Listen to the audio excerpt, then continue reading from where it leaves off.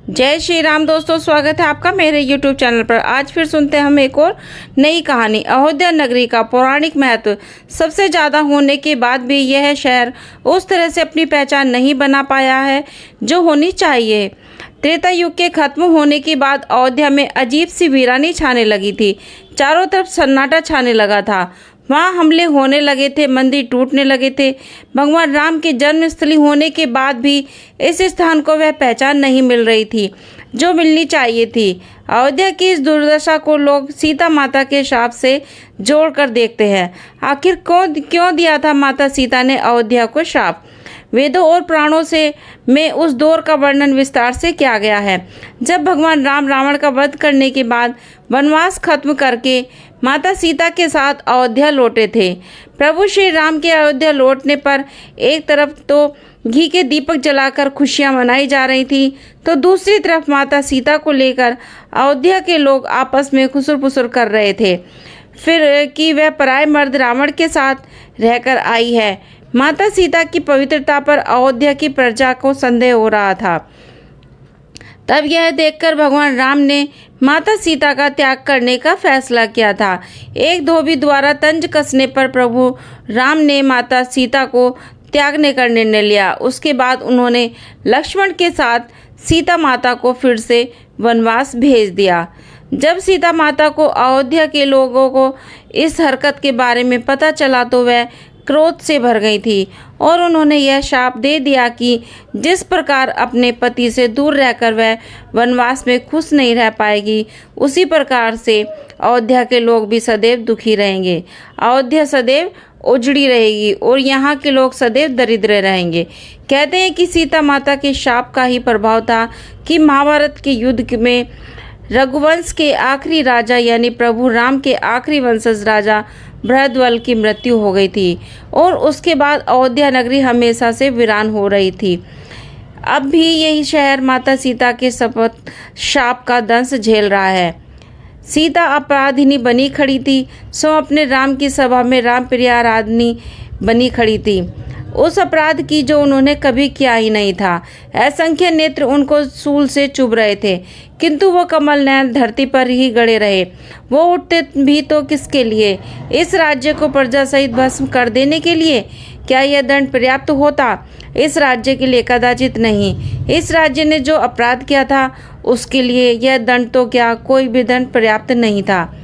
जिस प्रकार प्रजा की शंका दूर करने के लिए उस निर्दोष स्त्री को इस तरह अपमानित किया गया था, उसे भान तक नहीं था कि वैदेही अब और अपमान नहीं सह पाएगी। यह अंतिम बार है कि एक बार राज्य अपनी आदर्श रानी को देख पा रहा है। इसके बाद यह पुण्य उस राज्य के किसी भी निवासी को कभी प्राप्त नहीं होगा और यही था उस राज्य के भाग्य में लिखा दंड जिसे अब स्वयं विधाता भी नहीं मिटा सकते थे। उन नेत्रों में आज अश्रु की एक बूंद तक नहीं थी। बीते 12 वर्षों में उन नेत्रों ने इतना नीर बहा लिया था कि अब हृदय भी सूख चला था, किंतु अब मर्यादा पुरुषोत्तम भी की दृष्टि उन दो नेत्रों पर ही थी कि बस एक क्षण को ही सही सिया उन्हें देख भर तो ले और वो उस एक क्षण में उनसे लाख बार क्षमा मांग ले, किंतु नहीं। वसुधा सुता की दृष्टि वसुधा से 1 इंच भी ऊपर नहीं उठी। इतनी लंबी प्रतीक्षा के बाद भी वे चक्षु अब क्षण मात्र के लिए भी राम को देखना नहीं चाहते थे। राम भी तो अब वो राम नहीं रह गए थे जिनके साथ जानकी ने 14 साल वनवास काटा था। राम अब राजा हो गए थे और राजा के लिए प्रजा से ऊपर कुछ भी कहाँ होता है। आज उसी प्रजा को अपनी रानी के प्रेम और समर्पण का परिणाम चाहिए था और यह परिणाम देने के लिए वहाँ कुल जमा 3 ही तो लोग थे, पिता समान एक गुरु और पति की प्रतिमूर्ति 2 नन्हे बालक। इस प्रमाण को एक पति तो स्वीकार रहा था किंतु एक राजा नकार रहा था। उस राजा का हठ था कि ये स्त्री जो सामने खड़ी है बस एक बार अपने मुख से कह दे कि ये 2 बालक उस राजा के हैं, तो वो उस स्त्री को पुनः इस राज्य की रानी के तौर पर स्वीकार कर ले। जनक के सामने ही भांति भांति के प्रश्न जानकी पर उछाले जा रहे थे, परंतु ये एक आग्रह जो सियापति ने किया वह इन तमाम प्रश्नों पर भारी पड़ गया। उस रात जनक नंदिनी अपने पति को राजा के कर्तव्य का पालन करने को कहकर अपना पति धर्म निभाने के लिए खुद वन को प्रस्थान कर गई थी। किंतु क्या हर बार वही पत्नी धर्म निभाएगी? राघव को कब स्मरण होगा कि वो उन्हें ब्याह कर लाए थे? अयोध्यापति कब प्रजा से कहेंगे कि अपनी पत्नी के समर्पण का प्रमाण मैं स्वयं हूँ? श्रीपति को कब अपने पति धर्म का भान होगा? सिया को इस बात का लेश मात्र दुख नहीं था कि इसी सभा में उनका पूरा परिवार चुप बैठा था। उनको तो इस बात की पीड़ा थी कि इस सभा के सभापति तक उनसे उनकी पवित्रता का प्रमाण मांग रहे थे। यदि उनका हट है तो मेरा भी है कि मैं अपने पक्ष में एक शब्द भी न बोलूँगी। जो अपराध मैंने किया ही नहीं उसका स्पष्टीकरण मैं क्यों दूँ? मैं इस सभा में ही क्यों खड़ी रहूँ? मेरा यह अब यहाँ काम ही क्या है? रघुनंदन जानते हैं कि मैं निर्दोष हूँ, मगर वो ये नहीं जानते कि उनका ये हट उनको इतिहास के पन्नों में दोषी बनाकर प्रस्तुत करेगा। षष्ठी के रहने तक वो मर्यादा पुरुषोत्तम कहलाएंगे, मगर पति धर्म न निभाने का लांछन उनके मस्तक से कभी नहीं मिटेगा। ओफ रघुवीर, आप ये क्या कर बैठे? अचानक वो नेत्र ऊपर उठे जैसे दामिनी चमक उठी हो। राम जो इस क्षण की कब से प्रतीक्षा कर रहे थे, उन नेत्रों पर दृष्टि पड़ते ही जड़वत हो गए। ये वो नेत्र नहीं थे, ये तो किसी अपरिचित के नेत्र लग रहे थे।